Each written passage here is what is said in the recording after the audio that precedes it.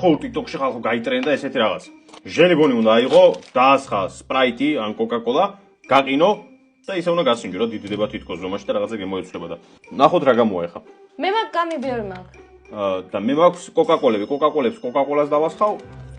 ამას კი ესა გამიბიერს კი სპრაიტს. პირველ რიგში ზიარ ჭურჭელში ჩავყაროთ ჟელიბონები. ავხსნათ კოკა-კოლა და სპრაიტი. აი ესეთია ეხლა 24 საათი დავასწრით. უნდა გასივდეს და მე უნდა გავყინოთ. დავიდა. გავიდა ხალხო 24 საათი და ამ 24 საათში ქრისტინა ეს თითი მოიტეხა, აი ეს. ხვალ მივალთ ალბათ რაღაც მოუფერხებენ, ჩასვავენ გიფში. მანამდე კიდე ეს დავაგემოვნოთ. აი, დაიყინა.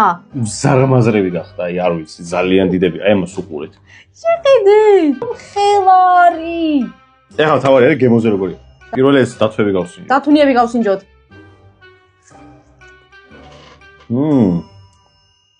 რა მაგარია. ჩვეულები ჟელიბონს ეს ვარჭობდეს. ასე თავით.